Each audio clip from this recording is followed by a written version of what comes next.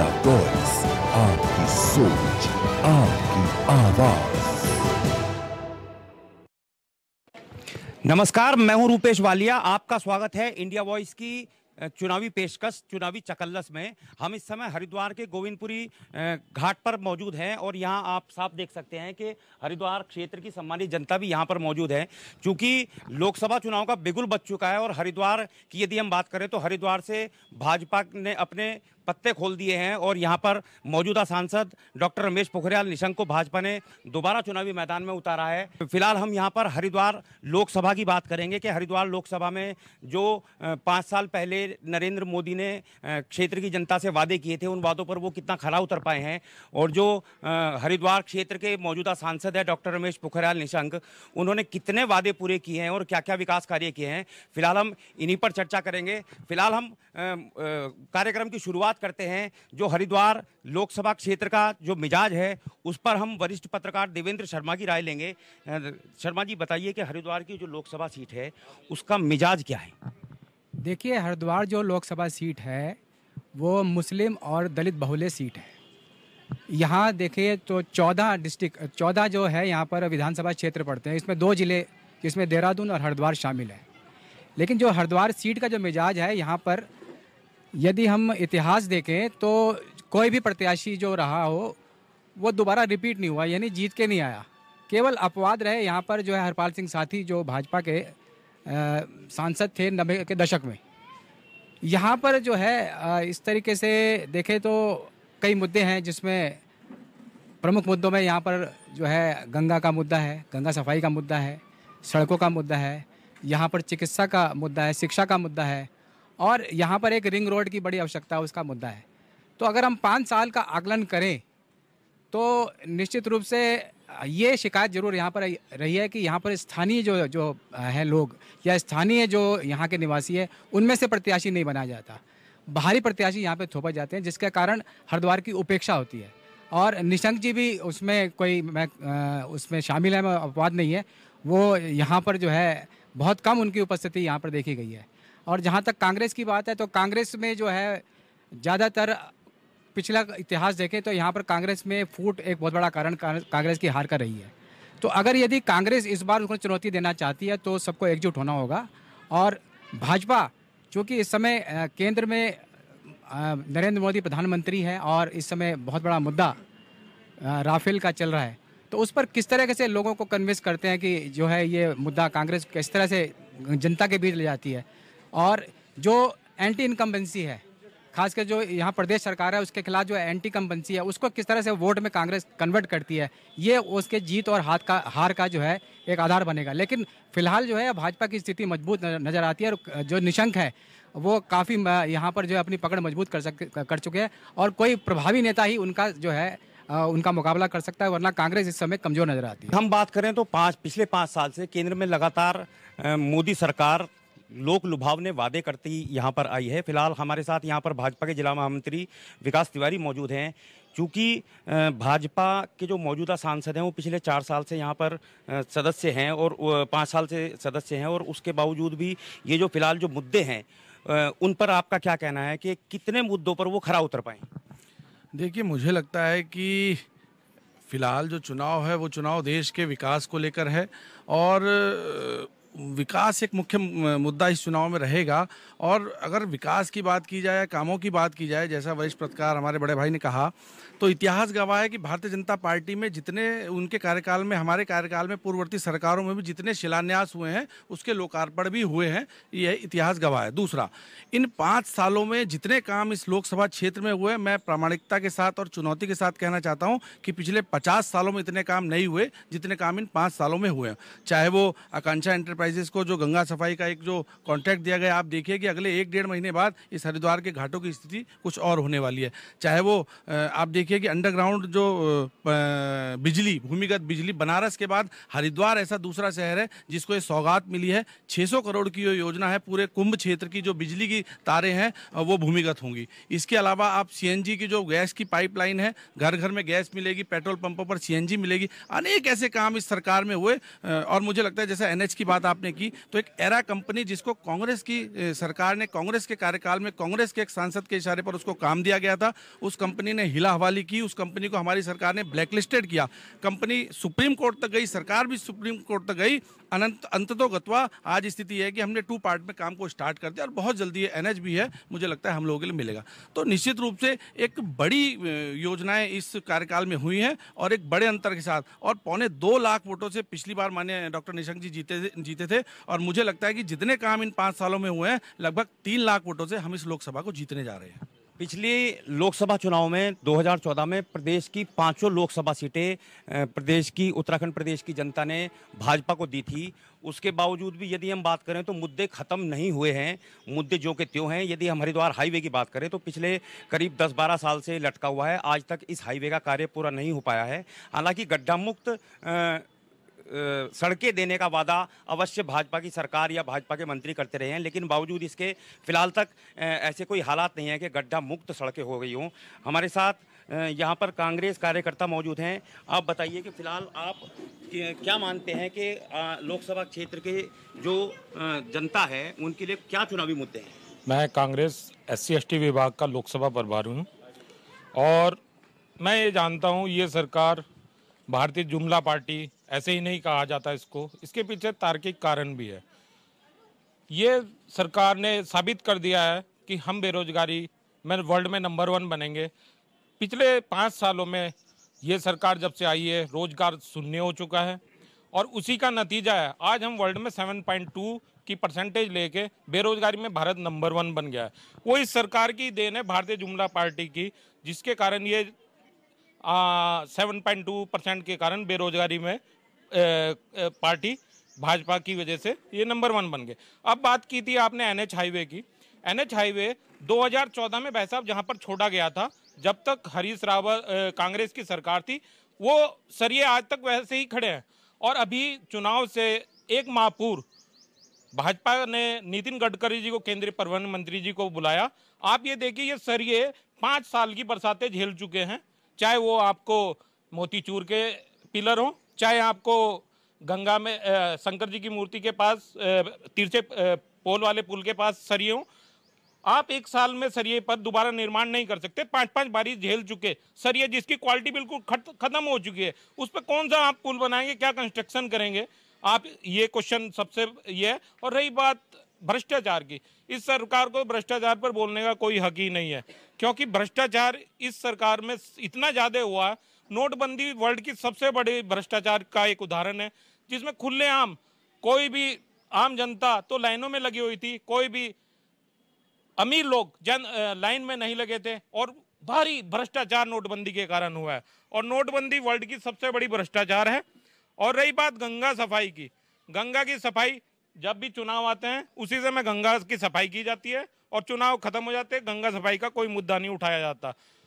रही हमारी बात कांग्रेस पार्टी का प्रत्याशी, कांग्रेस पार्टी का प्रत्याशी इस बार कम से कम 4 लाख वोटों से जीतेगा, और वो चाहे कोई भी है, कोई भी आए, पार्टी जिसे भी आदेश करेगी हम उसको कम से कम 4 लाख से जीतेगा। उसका कारण है केंद्र में भाजपा सरकार रही, 31% उनको उस समय वोट मिला था जब मोदी सरकार केंद्र में आई, और 69% वोट उनके अपोजिट पड़ा था। 31% वोट में दलित वोट ने सबसे ज्यादा भाजपा को वोट किया था। 21% दलितों में से 16% दलितों ने उस समय भाजपा को वोट किया था।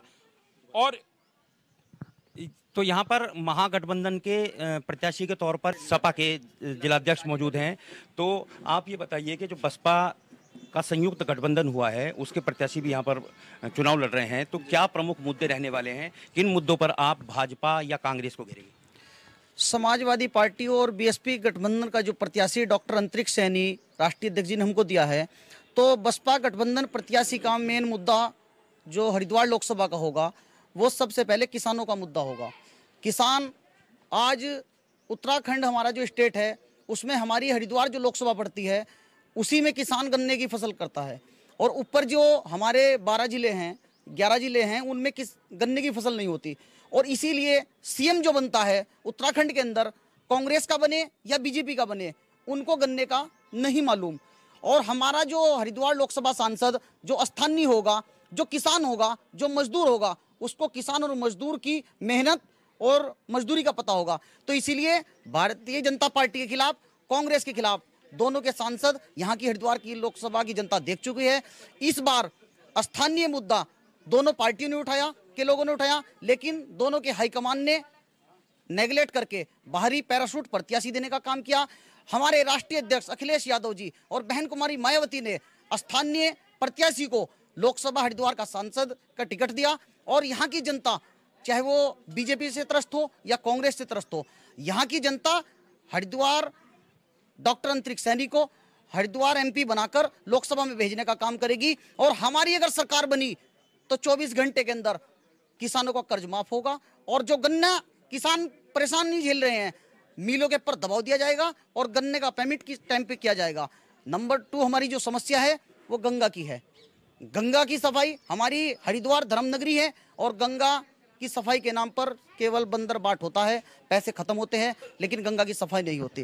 गंगा की सफाई के लिए केंद्र की मोदी सरकार ने नमामि गंगे एक मंत्रालय है उसका गठन भी किया था। तो आप बताइए कि गंगा की सफाई के लिए कितना योगदान रहा है, गंगा की सफाई के लिए आखिर मोदी सरकार ने किया क्या?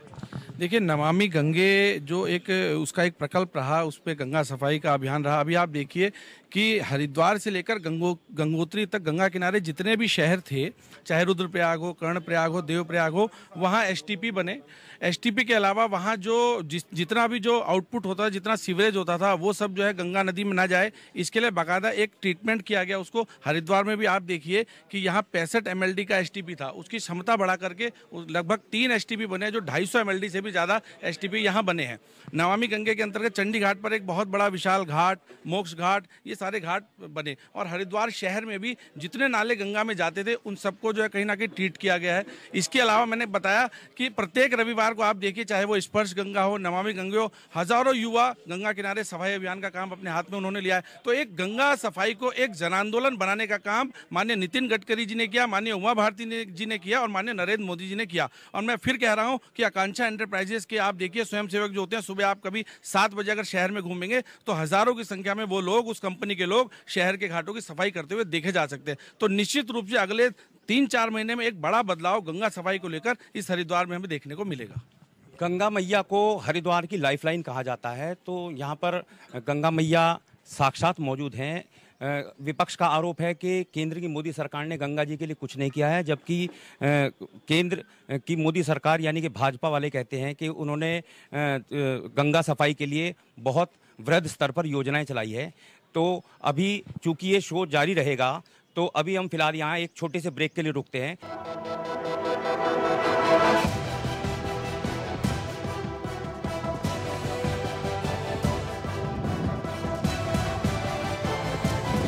इंडिया वॉइस, आपकी सोच, आपकी आवाज।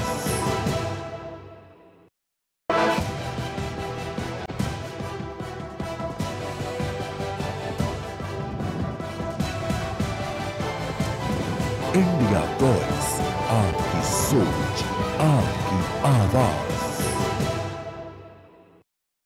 ब्रेक के बाद चुनावी चकल्लस में एक बार फिर आपका स्वागत है। हम इस समय हरिद्वार में मौजूद हैं और हरिद्वार लोकसभा क्षेत्र की जनता यहां पर मौजूद है। आइए हम जानते हैं कि लोकसभा चुनाव के दौरान क्या मुद्दे होने चाहिए, किन मुद्दों पर प्रत्याशी जनता के बीच जाए, क्या मुद्दे होने चाहिए। आप बताइए कि क्या मुद्दे होने चाहिए, किन मुद्दों को लेकर प्रत्याशी जनता के बीच में जाए, और जो केंद्र की मोदी सरकार है उन्होंने 5 साल पहले जो लोक लुभावने वायदे किए थे उनका क्या रहा। देखिए, मेरा ये मानना है कि जो मुद्दे हैं वो खुले मन से लोगों को स्वीकार करने चाहिए। दूसरे मुद्दे होने चाहिए धर्म, जाति, इस तरह के मुद्दे ना हो। रोजगार के मुद्दे होने चाहिए, व्यापक शिक्षा, चिकित्सा, इस तरह के मुद्दे जो जनता से जुड़े हो, जिनसे जनता को लाभ हो, जिनसे आम जन जो जुड़ा हुआ है उनको लाभ हो, ऐसे मुद्दों पे इलेक्शन लड़ना एक प्रत्याशी का धर्म होना चाहिए मेरे हिसाब से ना। ये जो धर्म जाति को लेकर जो बंटवारे, इस टाइप के जो मुद्दे होते हैं, ये बहुत नुकसान पहुंचाते हैं, हमारे देश को काफ़ी अंदर से खोखला कर रहे हैं मुद्दे। तो इन तरह से इन मुद्दों को ना देखते हुए हम दूसरे मुद्दों के ऊपर हमें चुनाव लड़ना चाहिए। तो दूसरे मुद्दों पर चुनाव लड़ना चाहिए, इनका साफ साफ कहना है, जबकि प्रत्याशी अनेकों तरीके के मुद्दे यहाँ पर उठाते हैं। आइए हम जानते हैं कि आप ये बताइए कि किस प्रकार के मुद्दे हों ताकि प्रत्याशी जो है जनता का मूर्ख ना बना सके, किस प्रकार के मुद्दे। देखिए, जनता पिछले 5 साल में जुमलेबाजों से तंग आ चुकी है और अब वो इनके बहकावों में आने वाले नहीं हैं। सीधा जनता का मुद्दा रोजगार से जुड़ा हुआ है, युवाओं का मुद्दा, किसानों का कर्ज माफ़ी से जुड़ा हुआ है, व्यापारियों का जीएसटी में जितने उन्हें कागजी कार्रवाई करनी पड़ रही है, जितनी दिक्कतें सामना उन्हें करना पड़ रहा है, उससे जुड़ा हुआ है। नोटबंदी में जिस हिसाब से इनके खुद के राष्ट्रीय अध्यक्ष घपलेबाजी में फंसे हुए हैं, जिनकी इनकी सरकार के कारण वो फाइल अभी दबी हुई है, वो हमारी सरकार आएगी उजागर करेगी। जिस हिसाब से इनके राष्ट्रीय अध्यक्ष का पुत्र किस हिसाब से रातों रात 50,000। आप ये बात बताइए कि लोकसभा चुनाव के दौरान राफेल, राम मंदिर या जो अन्य मुद्दे उठाए जाते रहे हैं, उनका क्या कोई व्यापक असर देखने को मिलेगा? बिल्कुल मिलेगा। राफेल जिस हिसाब से हमारी सरकार ने 526 करोड़ रुपए का हम लोग खरीद रहे थे, ये 1600 समथिंग करोड़ का लेके आ रहे हैं, तो ये सारे मुद्दे जनता के बीच में जाके हम लोग उठाएंगे और जनता निश्चित तौर पे इस बात परिवर्तन करने के मूड में बैठी है और परिवर्तन करके देगी। अब देखते हैं कि जनता का क्या मन बनता है, किसके सिर सहरा सजता है। फिलहाल यदि बात करें तो आप बताइए कि किस प्रकार के मुद्दे होने चाहिए, किस प्रकार के मुद्दों पर प्रत्याशी जनता के बीच में जाए? सबसे पहले तो ये होना चाहिए कि सुरक्षा का, हमारे मोदी जी ने सुरक्षा के प्रति ये प्रमाणित कर दिया है कि कोई भी दूसरा देश हमारे सामने आंख उठा के नहीं देख सकता, और अगर देखता है तो उसका जवाब ईंट के से पत्थर का दिया जाएगा। ये मुद्दा सुरक्षा का सबसे बड़ा मुद्दा होता है। अगर हम अंतर्राष्ट्रीय स्ट्रॉन्ग हैं तो समझो भारत उसके साथ स्ट्रॉन्ग है। अंतर्राष्ट्रीय मुद्दा जो है, सबसे पहला मुद्दा आता है कि वो कितना हम स्ट्रॉन्ग हैं, हम कितने शक्तिशाली हैं, हमारे दूसरे देशों से क्या संबंध है। जब तक अंतर्राष्ट्रीय हमारा सहयोग नहीं होगा हम आगे नहीं बढ़ सकते, और ये मुद्दा मोदी जी ने उठाया है और उसमें वो पीछे नहीं रहे और ये प्रमाणित कर दिया है। इस बार के लोकसभा चुनाव में क्या मोदी लहर मानते हैं, मोदी सुनामी मानते हैं? ये तो सभी मानते हैं, लेकिन बात यह है कि जनता विकास चाहती है, और जब तक जनता को विकास नहीं मिलेगा वो किसी पार्टी को भी सहयोग नहीं करेगी। आपका कहना है कि जो मौजूदा सांसद है भाजपा के डॉक्टर रमेश पोखरियाल निशंक, उन्होंने 5 साल में कोई विकास कार्य कराया है या नहीं कराया? नहीं, उन्होंने भी काफ़ी किया है, और मोदी जी ने सहयोग से जो हुआ देश में काम, वो जितनी योजनाएं चली हैं वो सब लागू हो चुकी हैं। और हमारे हरिद्वार में जो विकास हुआ है वो भी भाजपा के जो हमारे शहरी विकास मंत्री हैं उन्होंने काफ़ी करा है। कुल मिला के आज देश में जो है योगा का सबसे बड़ा जो है योग का जो चल रहा है वो मोदी जी का देन है, क्योंकि पूरा देश आज योग के बारे में भारत को महान मानता है। ये सब योगी का उनका योगदान है, मोदी जी का। तो भाजपा अपने कार्य में काफ़ी सफल है और आगे विकास करेगी। जो महागठबंधन है, महागठबंधन उत्तर प्रदेश में प्रभावी होगा, उसका असर हो सकता है हरिद्वार में भी देखने को मिले। तो आप बताइए कि महागठबंधन का असर कितना हरिद्वार में देखने को मिल सकता है? समाजवादी पार्टी और बहुजन समाज पार्टी ने जो उत्तर प्रदेश में गठबंधन किया, उसी की तर्ज पर उत्तराखंड में भी हमारी पार्टी नेतृत्व ने तय किया कि यहाँ भी गठबंधन के तहत चुनाव लड़ेंगे। 4 सीटों पे बीएसपी चुनाव लड़ेगी, 1 सीट पे हम चुनाव लड़ रहे हैं, पौड़ी या टिहरी में से वो तय हो जाएगा आज। तो समाजवादी पार्टी हमेशा धर्मनिरपेक्ष की बात करती है, और वो जो बसपा और सपा का जो गठबंधन यहाँ बना, और आरएलडी भी हमारी साथ है, उस गठबंधन का हमें उत्तराखंड में लाभ देखने को मिलेगा। क्योंकि भारतीय जनता पार्टी हो या कांग्रेस हो, दोनों दल ने हरिद्वार में पहाड़ की राजनीति को बढ़ावा देने का काम किया, जो हमारी स्थानीय राजनीति के लिए बड़ी घातक चीज हो रहा। चाहे वो हरीश रावत जी के रूप में हो, चाहे वो निशंक जी के रूप में हो, पहाड़ के लोग हमारे ऊपर आकर यहाँ राजनीति का और हमारे मैदान के लोगों को राजनीति लीडरशिप को ख़त्म करने का जो काम कर रहे हैं, इसको बर्दाश्त नहीं किया जाएगा। और बसपा गठबंधन, सपा गठबंधन के उम्मीदवार को, यानी कि असर रहेगा गठबंधन का।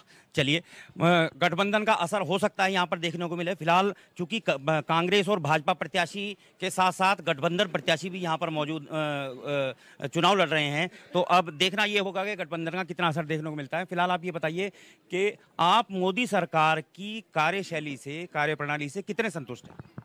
मैं आपको एक बात जरूर बताऊंगा। मेरे बड़े भाई ने अभी गठबंधन की बात कही है। पंचपुरी के अंदर ही नहीं, पूरे क्षेत्र में जो एमपी का क्षेत्र है, गठबंधन नाम की कोई चीज़ नहीं है। आज की डेट में थोड़े थोड़े लोग मिलजुल के गठबंधन बना रहे हैं, और आने वाले टाइम में गठबंधन चलने वाली चीज़ नहीं है। जहाँ तक मोदी जी की बात है, मोदी जी के कार्यकाल में जितने भी काम हुए हैं ये पूरा देश जानता है, किसी को बताने की ज़रूरत नहीं। अभी मेरे भाई ने कुकरेजा ने बताया सुरक्षा के मामले में, और जितने भी आप देख रहे हैं क्षेत्र के अंदर नहीं, पूरे देश के अंदर कितनी तेजी से डेवलपमेंट हो रहा है, लोगों को एक्चुअली नजर नहीं आ रहा। कारण यह है कि अभी लोगों के दिमाग में जब 2-4 अगली दफा जब मोदी जी आएंगे तो लोगों को ये बात पता लग जाएगी कितने काम हुए। ये भी मैं आपको बता दूं, अब बहुत से लोग बेचारे इस चक्कर में हैं कि भाई हमें तो सीट लेनी है, गठबंधन बना ले, इधर कर ले उधर कर ले, कुछ होने वाला। तो फिलहाल हो सकता है कि गठबंधन का असर दिखे। आप बताइए कि किस प्रकार के मुद्दे चाहते हैं आप, कि किस प्रकार के मुद्दों को लेकर प्रत्याशी जनता के बीच में जाए, और गठबंधन का कितना असर होने वाला है और कांग्रेस की क्या भूमिका रहने वाली है? देखो, हमारे जो हरिद्वार की जो लोकसभा सीट है, जिसमें हमारे पूर्व सांसद जो यहाँ से रहे हैं, निशंक जी रहे हैं, मैं जो अभी हमारे बाबूजी बोल रहे थे कि विकास दिख रहा है, अभी फिलहाल तो आप सबने इसे हंसी में टाला क्योंकि विकास दिख नहीं रहा, वो हवा में दिख रहा है, ज़मीन पे बिल्कुल नहीं दिख रहा। और रही बात निशंक जी की, आप मेरे को ये बताएं कि निशंक जी हरिद्वार के सांसद रहते हुए कितनी बार स्थानीय मुद्दे और जो यहाँ पर बेरोजगारी की समस्या है, जो यहाँ पर जो अपने माता पिता जिन बच्चों को इतनी मेहनत से पढ़ा रहे हैं वो बेरोजगार घूम रहे हैं, यहाँ पर जो बाहर की फैक्ट्रियाँ लग रही हैं उसमें यहाँ के लोगों को रोजगार नहीं मिल रहा, बाहर के लोग वहाँ से आगे क्या कहते हैं यहाँ पर वो काम कर रहे हैं, यहाँ वालों को रोजगार नहीं मिला। कौन से मुद्दे पर निशंक जी ने हमारे लोकसभा में सवाल उठाए कि भाई यहाँ पर हरिद्वार में ये भूमिका रहनी चाहिए? फिलहाल इन 2019 के लोकसभा चुनाव में मोदी लहर या मोदी सुनामी को क्या मानते हैं? देखो जी, मोदी सुनामी और मोदी लहर कुछ नहीं है, ये केवल एक हवा बना रखा, जैसे अभी क्या कहते हैं हमारे बाबूजी ने कहा कि बहुत अच्छी तरीके से हमारा सेना, देखो सेना पहले भी काम करती थी, सेना के लिए हमें गर्व है और गर्व हमेशा रहेगा। और बात है अभी राष्ट्रीय संदेश आपके मोदी जी ने इमरान जी को भेजा, उन्होंने ट्वीट करके बताया कि मोदी जी ने हमें संदेश, वो कभी तो कुछ बात करते हैं कि हम पाकिस्तान को लव लेटर नहीं लिखेंगे, अब खुद ही लव लेटर भेज रहे हैं।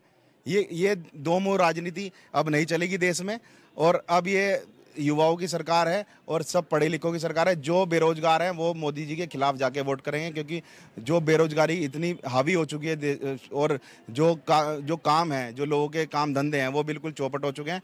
इसके विरोध में राष्ट्रवाद पर जो राजनीति चल रही है वो फिलहाल हावी नहीं होगी। आप एक व्यापारी हैं, आप बताइए कि मोदी सरकार की कार्यशैली और कार्यप्रणाली से कितने संतुष्ट हैं आप? देखिए जी, मोदी सरकार की अगर कार्यशैली पे बात करी जाए तो कार्यशैली उनकी बहुत बढ़िया है, लेकिन वो कार्यशैली जो है वो पेपर पे बहुत बढ़िया लगती है, लेकिन ज़मीन पे कभी मुझे नज़र नहीं आई।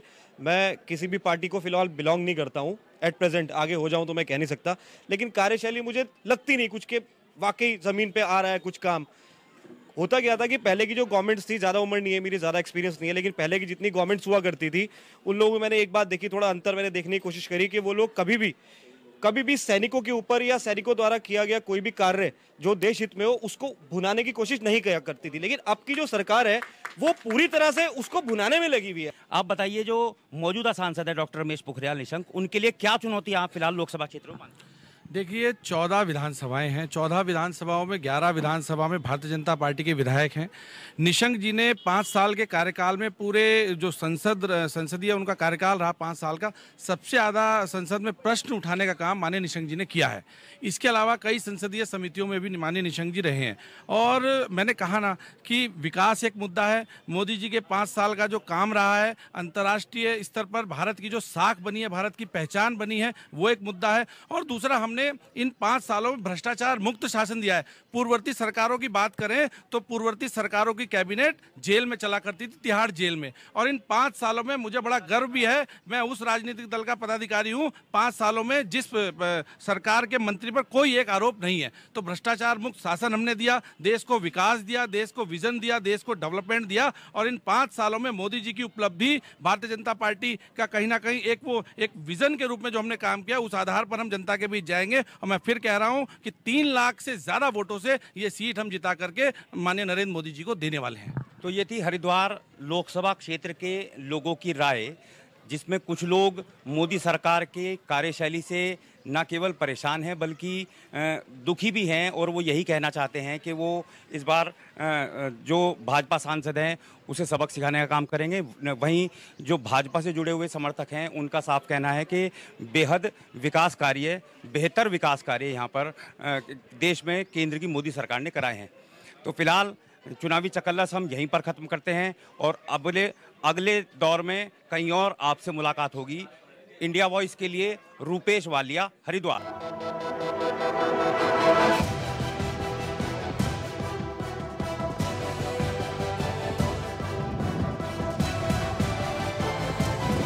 इंडिया वॉइस, आपकी सोच, आपकी आवाज।